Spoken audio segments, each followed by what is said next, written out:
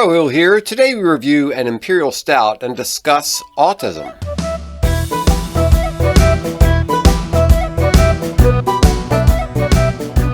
Hey, good evening, Pigweed. Good evening, Crowhill. What's on your Cheers. mind? How about some beer and conversation? I think that's a great idea. So what are we drinking here? I know we've got glasses all over the place. Yes, we have some imperial stouts that we're going to compare and contrast. Okay, very good. Okay, very good. But first, we have to think about what we're going to be discussing. Yeah, tell me about what's on your mind. Yeah, so I've been thinking that I really should stop taking Tylenol.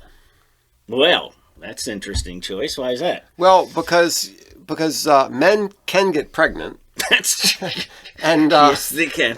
And that's what I'm told. Yeah, well, and I'm afraid that if I take Tylenol, that my kid might have autism. Yeah, well, that's a serious concern. It is. Yeah, it is a very serious concern. Well, let me see if I can talk you down off of that cliff after I do this. Yeah. So I was down in Rehoboth, and I said I'm going to the Dogfish Head, and I want to get something I have never tried before, and they had a triple decadence worldwide stout coming in at a cool 15%. I got one, and I said, this is one of the best beers I think I've ever had. This thing is fantastic. And then I thought, the last time I said that was a Bourbon County Stout, and I had one that has been sitting in my cellar for 6 years. It's 2019. Okay. I said, the thing's not going to get any better. Let's do that, but let's do them side by side. Okay. And let's do it blind. Okay. So you got two glasses, and you don't know which is which. So your first is to say which is which, and then the second is what do you like more? Okay. So all right.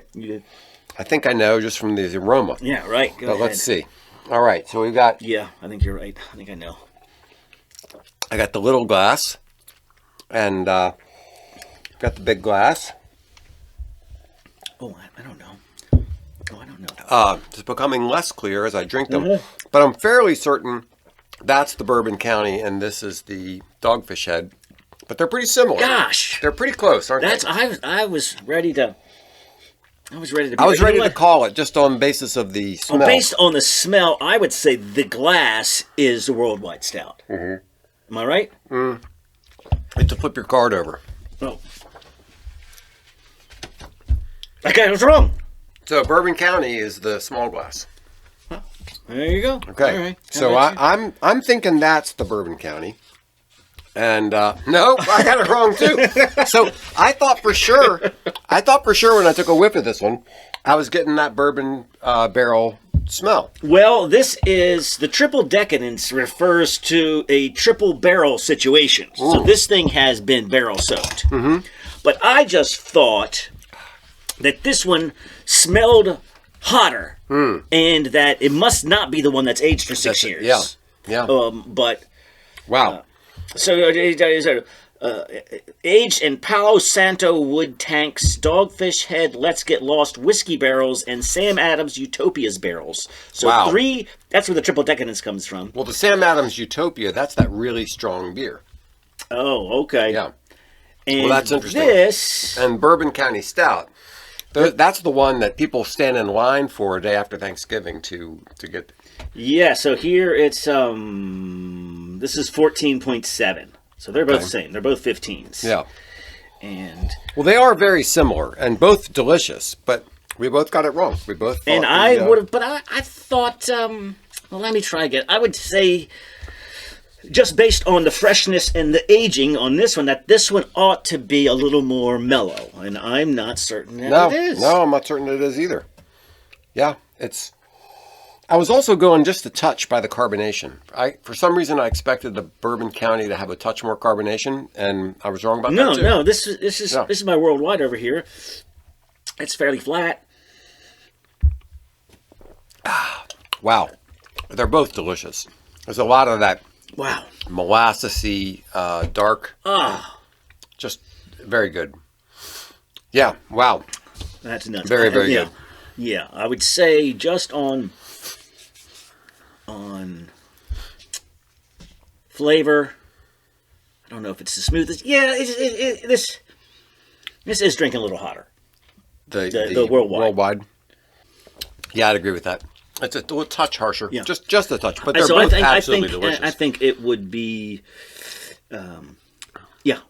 So we got to get some of these and cellar them and drink them in 5 years. Yeah. Now these bourbon counties, I have a 2021 and a 2022 on the shelf, and also have a 120 minute IPA from 2021. So there you go. Yeah, I find an occasion for that. All right. Very good. Okay, well, that was a very interesting little experiment and we'll enjoy these puppies as we go. This is pretty amazing. Okay, so Tylenol and autism. Number one, men cannot get pregnant. So just, I know you're hearing a lot about that. I just want to, discourage you from that. All right. Well, thank you for straightening me out. Don't be worried about that. I really don't have to worry about it. No. Actually, I don't take Tylenol for a different reason. It makes me sneeze. Come on. No, seriously. And when I told my doctor that, he said, "You're nuts." But it's like clockwork. If I take Tylenol, in 20 minutes, I'm going to be sneezing my head off. It's really weird. It's really weird. But Tylenol's been in the news for a different reason recently.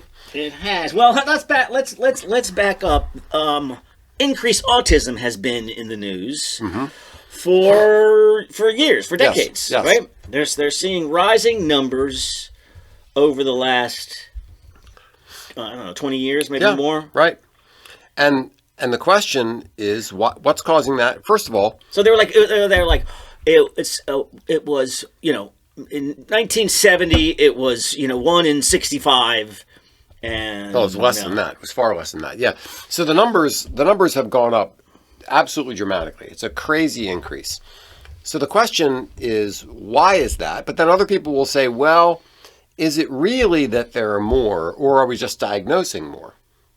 Because maybe in the past, the odd kid in your class you just thought was the odd kid in your class, and nowadays you'd say he has autism, but back then you'd just say he's just a weird kid. Yeah, or or just somebody who, all in all, they're a pretty good guy. They just don't have much of a sense of humor and don't get sarcasm. Yeah, or they. You know what I mean? You just don't really think about it. Yeah, he's still in your friend group or whatever. Yeah, exactly. So they just have a different approach to things. So maybe that's the case, but supposedly the cases of I'm not sure I buy that. I'll give you a little bit. Yes, I'll give you some of that. But then the other thing is the severe cases of autism. People who they're 25 years old and they can't speak and they're not potty trained, So, and apparently that is increasing. That the story is that there's a lot more of those types of people with that level of autism. But once again, with the dramatic numbers, are you sensing an urgency of addressing the matter? That's the thing I don't understand. It's like, some people come out and they say vaccines cause autism, and other people say, "Oh, that's not true." Right. But what nobody's saying is, can we at least please figure out what is causing it and how to solve it? If you're looking for, you'd have to start with what are we doing more of that we weren't then? Like are we using more food additives? Are we eating more? Are we microwaving in plastic bowls? Right. Yeah, there's any number of things. So let's start doing some of this, elimination of what we're doing more of, and say, does that correlate? I don't know. It just doesn't seem like anybody's all that worried about it. I'm sure people are I'm sure there are studies. I'm sure people are trying to figure things out, but it just doesn't seem like there's the urgency that there ought to be in terms of what seems to be a dramatic increase. And the vaccine schedule is one of those things that has changed dramatically. Yeah, in the 60s, you had the three, what is it? The the MMR. Yeah.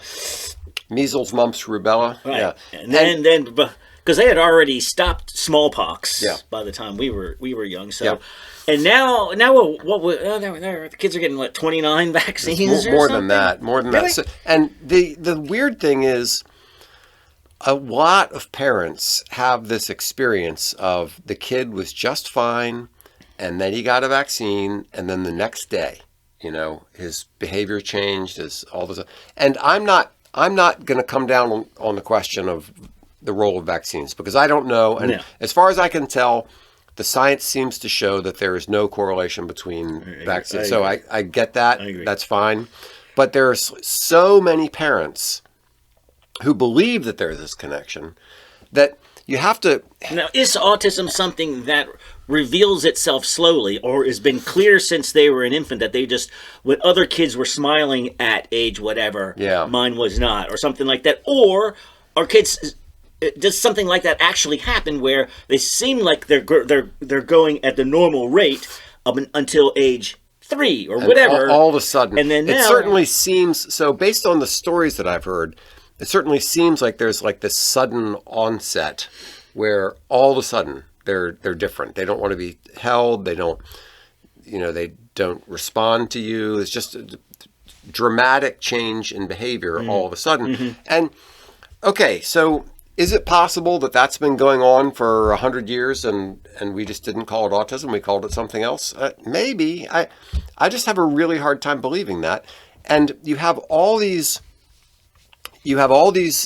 parents saying that their child all of a sudden had this change. Now, okay, maybe it's not the vaccine. Right. Maybe they're falsely correlating with the vaccine. Yes. But still, something is changing. Yeah, anecdotes aren't data. Plural of anecdote is not data. That's right. So you can't necessarily put too much credence on that. But something is happening. It shouldn't be ignored. So at least we've got our guy who says we need to pay attention to this. Yes. And we need to watch out. We need to see what we're putting in our food, what we're putting in our mouths, and what we're jabbing ourselves with. Yes. And that's RFK. And he has made this the guy reads studies. He's just not... This has been his mission for a long time. He has sued the pants off of pharmaceutical companies over and over for false claims or whatever it is. This is kind of his wheelhouse. It's kind of amazing how much stuff lawyers have to read. Oh my, no, I know, right? They're just spending all the time reading stuff. Yeah, so you're right. It's like you take a case that you don't know anything about. Now you have to become an expert in in an area that you know. You've got to read the law. You've got to read the science. You've got to read the testimony. You've got to read. There's just a lot of crap you got to know. But the other thing about, you wonder why we're not all that interested in finding a solution. And so let's just put on our tinfoil hats for a minute and say, why aren't they looking for a solution? If it seems like they're not. It does feel like it. Once again, maybe we're wrong. Maybe there's so much work going on in this thing that we don't know about. It's behind the scenes, we don't know. But it seems like there's this sort of ambivalence about it. Oh, don't worry about it. It's the same it's always been. Stop making a big deal. Well, it's just a matter of diagnosis. Yeah. Okay, why would that be? So are they protecting somebody? You could imagine a scenario where the pharmaceutical companies are giving politicians all this money to say, look, just cover this up for us. And that's not an unheard of thing. That happened with tobacco. That, we've had other situations where... Or you're saying about food additives and big food or whatever it is. Big agriculture. Okay. Yeah, big food, big agriculture, and then, big pharma, all this. So there is the possibility that people are covering something up. And when you have this confluence of these situations where it seems like autism is more prevalent, it seems like they're not listening to people's testimony. It seems like, the evidence is leading in a certain direction and they're ignoring it and they're telling you shut up and sit down. It's not that makes people believe conspiracy theories. Yes. So if people said, well, I guess it could be, but it doesn't seem like it. Mm-hmm.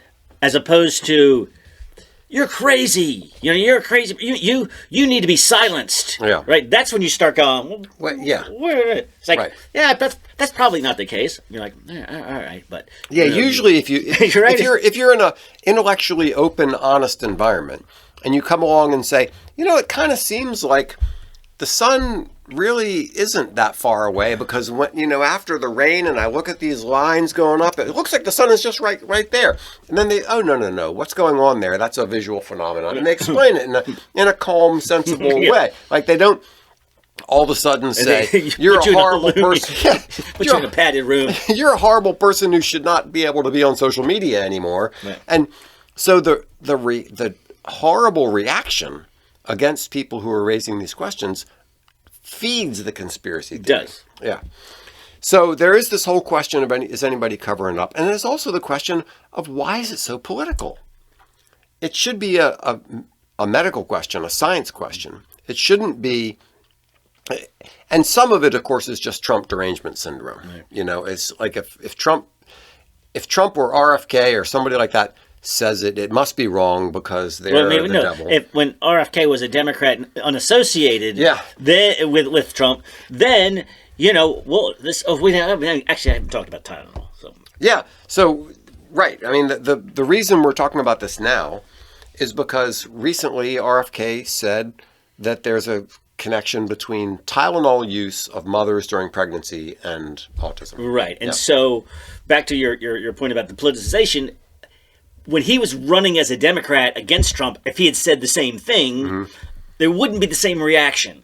It's like now if you're Trump adjacent, all of a sudden your opinions, your scientific opinions become politicized. Yeah. It was like, well, you wouldn't have said that before. Or I remember when they were trying to develop a COVID vaccine, and there were people on the left going, "I'm not sure I would take it if it's being developed by the Trump administration." Yeah, it's like Trump is standing there in the laboratory mixing the chemicals. You know? Yeah, and that all of the scientists, you know, must by definition must love Trump. Yeah, and. Aren't they just doing their jobs? Aren't they just working at the NIH and wherever else? And so all of a sudden the vaccine becomes unreliable because of the party that it's associated with. Trump's derangement syndrome is a real thing. Now that is a real thing. There is no question about that. You can't do now. Speaking of Trump derangement syndrome, you can't put anything under a microscope or a X-ray or a blood test, similar to autism. Yes. So apparently, I mean, most of the diagnosis of autism is just behavioral. It's a question of, so as I understand it, and I'm not an expert on autism, but as I understand it, it's just sort of a different way of experiencing and processing things.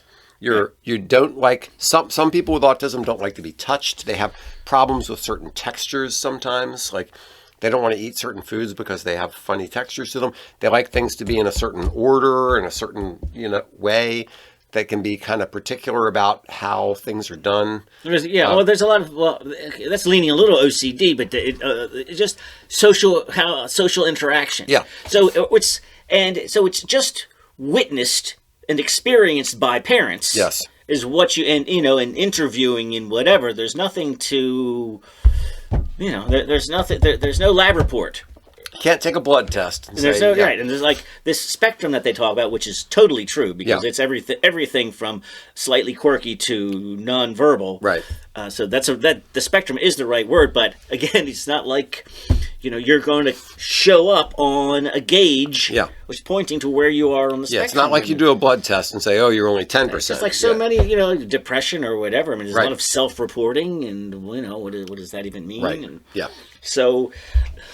That is one of the difficulties with autism. Some people are perfectly employable, whatever. So, but what could be the Tylenol? What is the RFK in?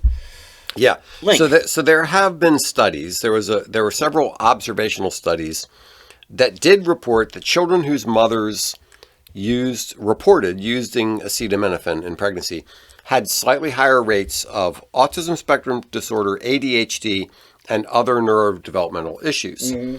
And there's been some debate about the validity of those studies, and some people say yes and some people say no, but generally speaking, there's enough evidence that a lot of obstetricians have said, well, okay, you can use Tylenol, it's the safest thing to use during pregnancy, but don't overdo it. So there already has been a bit of a slight caution about using Tylenol during pregnancy. Except TikTok TDS exactly. women. Have you seen people actually chugging Tylenol in defiance of Trump. Right, I know. Once again, it's Trump derangement syndrome. Again, it's like if Trump says that this is bad for me, I'm just going to take a bunch of it.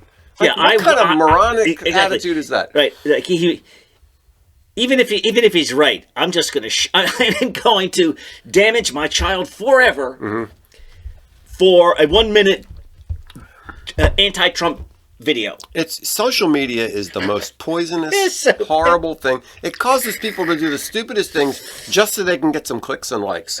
Yeah, it's amazing. It is amazing. So anyway, there are some studies that show this connection, and so the question then becomes correlation and causation, right? Just because two things are correlated doesn't mean one causes the other. Okay. So the question then becomes, what are the possible mechanisms? And there are apparently three.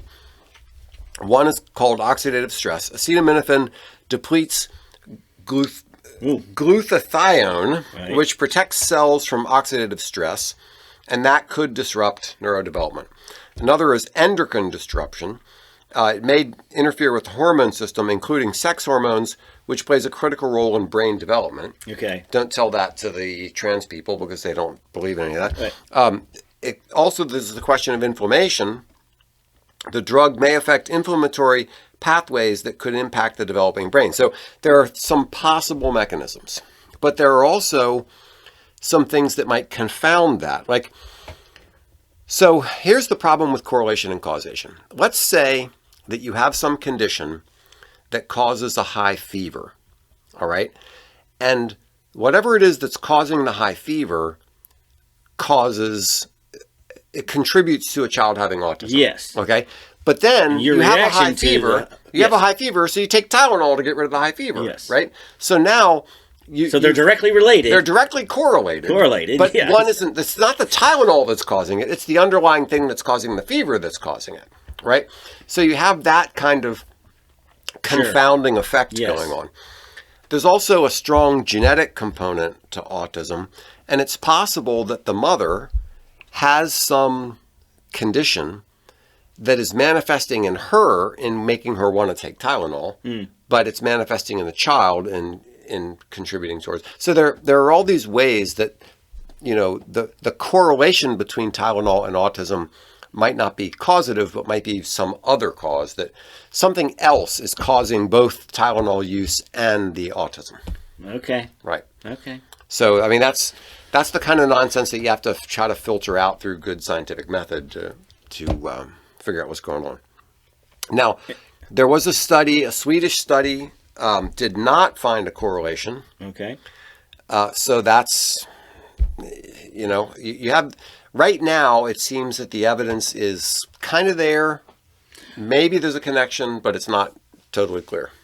But is it something that we would say, or would they say that this is a possible thing for for a portion of the cases? Yeah. Not like this is what is driving the 20-year. Exactly. I don't think anybody's claiming that. Okay. I don't think anybody's claiming that Tylenol is the explanation. Okay. Now, the other thing that I'm because it's not just, I don't think that they're, well, how long has acetaminophen been?